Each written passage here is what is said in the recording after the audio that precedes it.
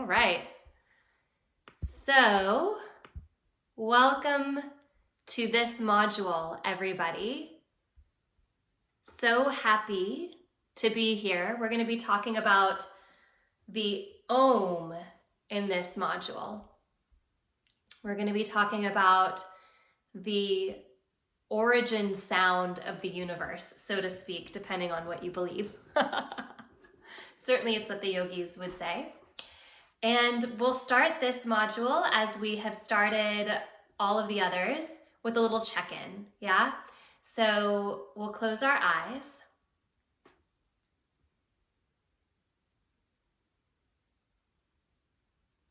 Bring yourself into a quiet place where you're just noticing what you notice.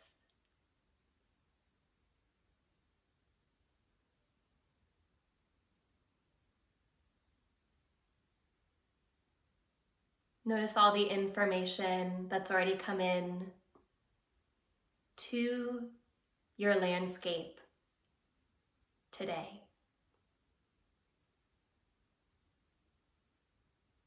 Notice what arises with that information. If you feel spaciousness, if you feel excitement, if you feel agitation,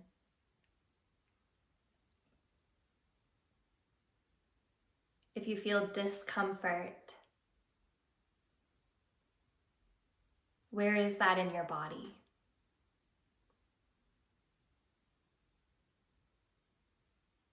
If you find that you're protecting yourself by constricting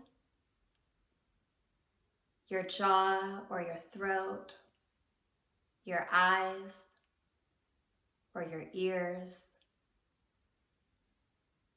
your shoulders or your heart,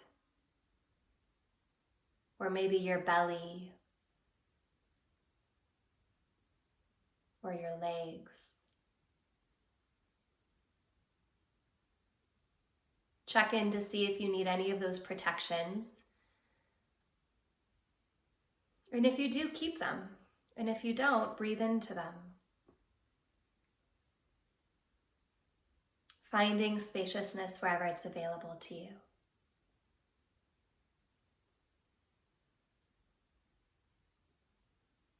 And bring your hands together in the front of your heart so you can just pause, honoring yourself, your intelligence.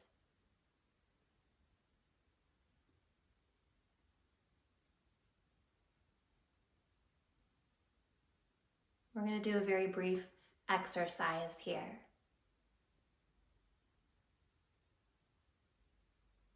Rather than chanting Om, in this first moment, we're just going to chant the first sound of Om. There are 4 parts to the Om, and they travel through the chamber of the mouth, from back to front. They are A, representing the sound of all things beginning, origination, and the ability of consciousness to create. U, filling the mouth itself, over and across the bridge at the top, representing maintenance, the fullness of that creation. M, which is at the front of the mouth at the lips, completing the circle, representing that which closes and returns.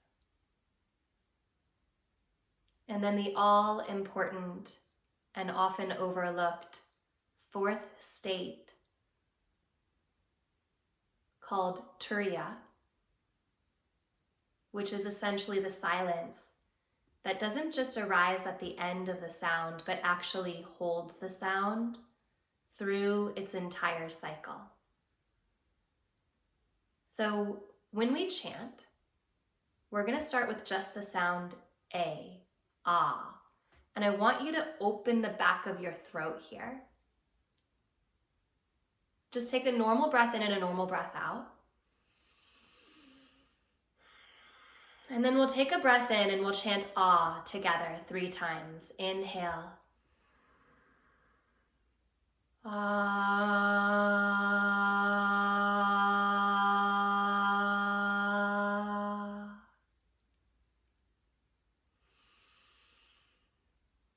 Ah.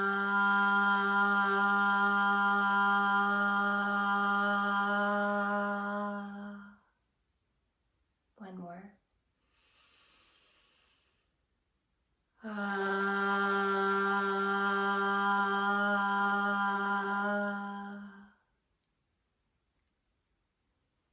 The U sound, what you might typically think of as the whole Om, try to isolate it in the center of the mouth at the top of the bridge. Breath in, breath out. And inhale for U 3 times.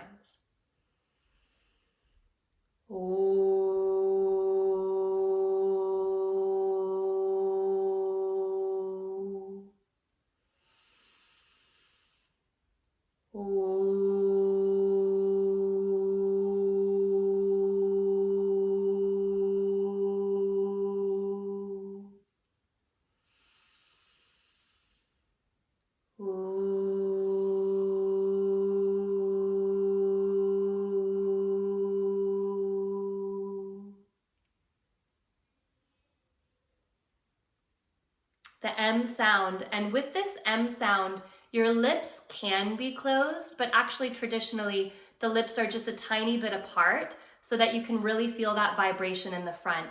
So play around with a little bit of opening at the lips as you send it into the M.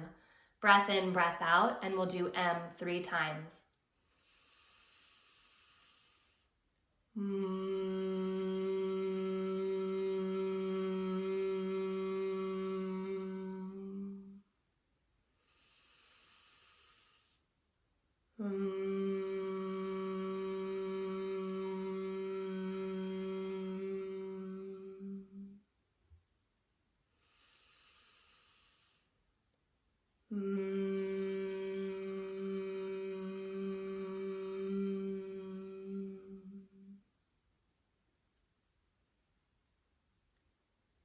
And then once, all 3, A, U, moving back to middle, M to the front.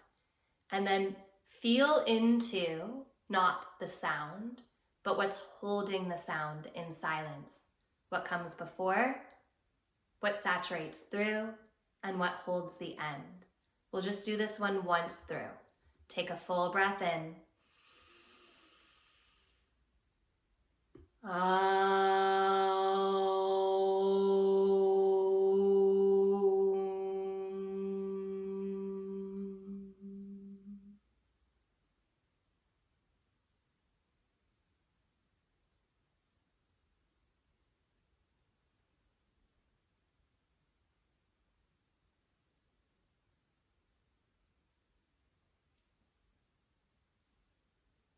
Gently open your eyes, welcome yourself in.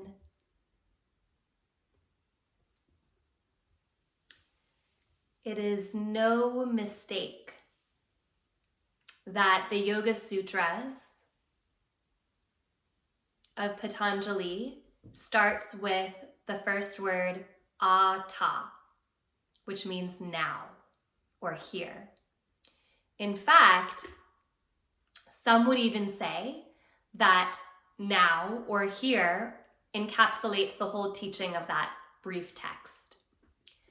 But can you hear that the first sound of the very first word is ah, which signals to the esoteric part of us that that is the beginning part of the practice.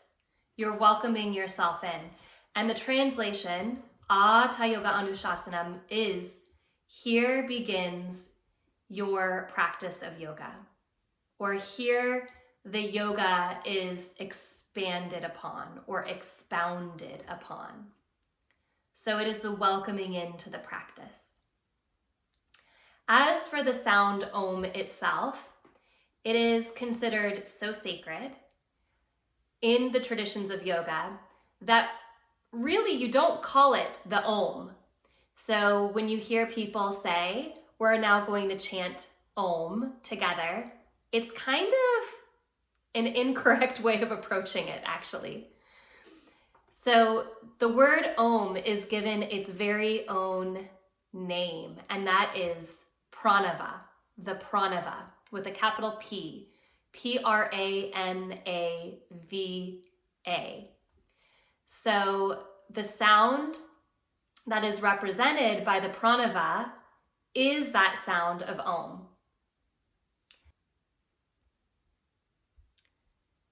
We often see the word Om spelled O-M. It would be more accurate to spell it A-U-M because that more closely represents the three sounds of the circle. From a brief excerpt that comes out of the wonderful spiritual text Siddhartha, we can hear the importance of this sound as kind of interpreted by the author, Hermann Hesse. And it goes like this. Siddhartha listened. He was now nothing but a listener, completely concentrated on listening, completely empty. He felt that he had now finished learning to listen. Often before, he had heard all this, these many voices in the river. Today it sounded new. Already he could no longer tell the many voices apart, not the happy ones from the weeping ones, not the ones of children from those of men. They all belonged together. The lamentation of yearning and the laughter of the knowledgeable one, the scream of rage and the moaning of the dying ones. Everything was one. Everything was intertwined and connected, entangled 1,000 times. And everything together, all voices, all goals, all yearning, all suffering, all pleasure, all that was good and evil, all of this together was the world. All of it together was the flow of events, was the music of life. And when Siddhartha was listening attentively to this river, this song of 1,000 voices, when he neither listened to the suffering nor the laughter, when he did not tie his soul to any particular voice and submerged his self into it, but when he heard them all, perceived the whole, the oneness, then the great song of the 1,000 voices consisted of a single word, which was Om, the perfection.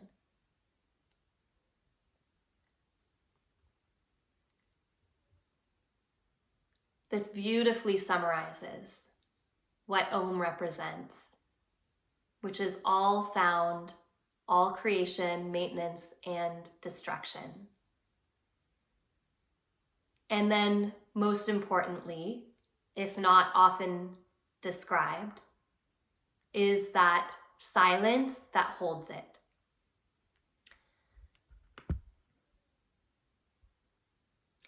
Mantras in general, and Om is probably one of the most important of all the mantras. Mantra is using sound to invocate energetic centers in the body. You can see that these mantras kind of hold their own power, as you can hear, right? They become suffused with divine force, enabling them to perform their respective functions. The chant Om, when we're talking about the physical body centers, is sometimes represented by the third eye center. These are called seed or bija mantras because they are the seed sounds that relate to the energetic centers of the body. We'll be going over these more when we talk about the chakras, but just very briefly, moving from the bottom to the top, you have root chakra, Lam, then your second center, your sexual center, Svadhisthana, is Vam, then your solar plexus, Ram, heart is Yam, throat is Hum, Om, and then either silence at the top or sometimes Ah. So you can see that different parts of the body are represented by these sounds. And by giving Om to the center of the intelligence, to our Ajna here, it indicates that this is the sound of core intelligence, the sound of spiritual awakening. So let's go into these four parts a little bit more deeply, okay? The first bit that we're going to look at is actually looking at the symbol of Om itself, because I think that it's really fascinating when you look at the Om with its kind of, it looks like the letter 3, then it has a little curly Q coming off of it, and then at the top it has this little kind of hook with a dot over it. So you can feel free to find yourself an image that you like, or one that speaks to you if you want to.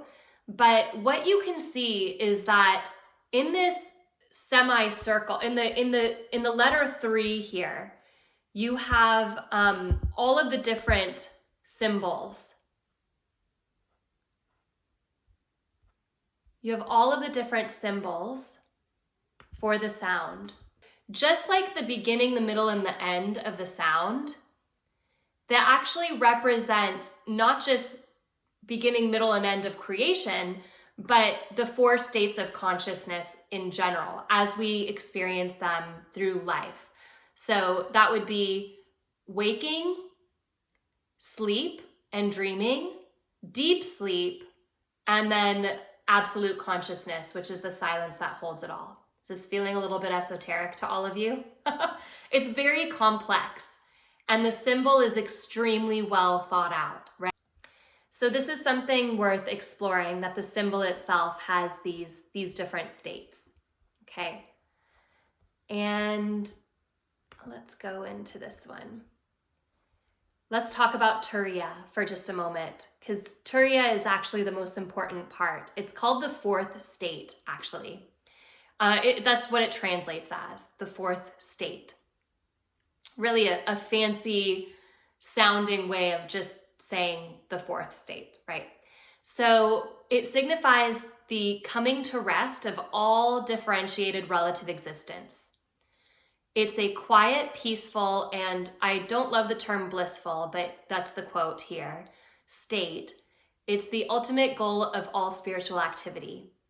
So the semicircle that holds the dot represents Maya, which is illusion, or the play of consciousness.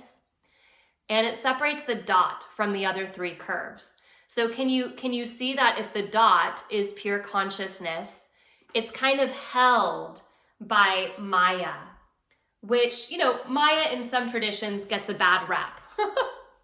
She's considered the great illusion maker.